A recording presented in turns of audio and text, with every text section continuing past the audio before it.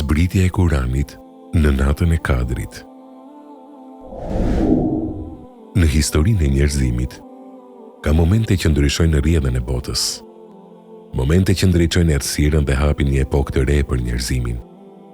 Një nga këto momente madhështore është zbritja e Kuranit, libri i shenjtë i Islamit, që filloi të shpallej në një natë të veçantë, natën e Kadrit. Kjo natë përmendet në Kuran si një natë me vlerë të jashtëzakonshme.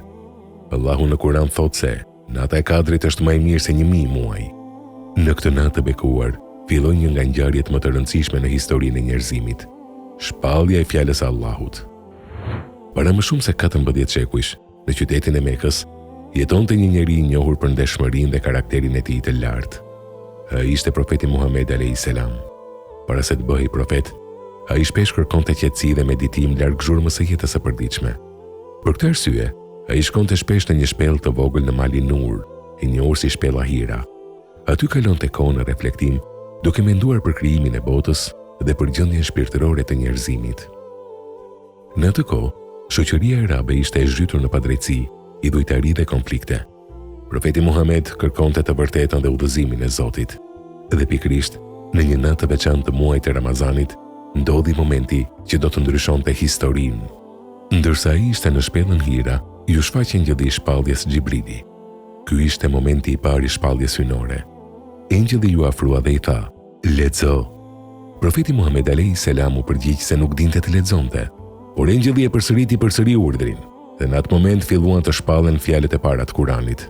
"Lexo, në emrin e Zotit tënd që krijoi njeriun nga një pikë gjaku.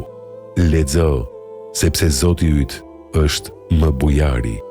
Këto ishin parqet e para të shpallura nga kapitulli i njohur si Surja El Alek.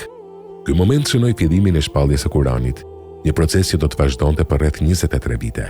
Kur shpallja e parë përfundoi, profeti Muhammed alayhis salam u kthye në shtëpinë e tij i mbushur me emocion dhe frikë nga madhështia e asaj që kishte përjetuar. Ai tregoi bashkëshortes së tij Hatixhes për atë që kishte ndodhur. Hatixha i qetësoi dhe i dha kuraj, duke thënë se Allahu nuk do ta braktisë një njeri që ishte i drejtë, i sinqertë dhe i mirë me njerëzit.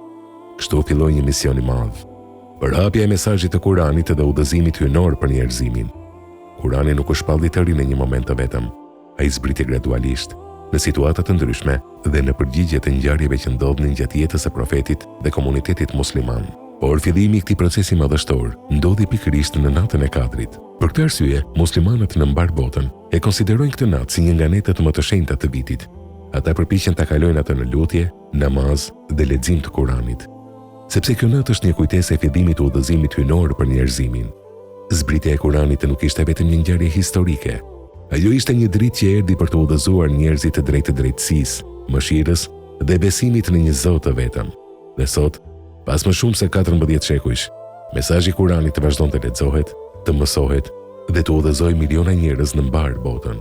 Sepse gjithçka filloi në një natë të qetë të Ramazanit, në natën e Kadrit, nata kur fjala e Allahut filloi të zbresë për të ndriçuar zemrat e njerëzve.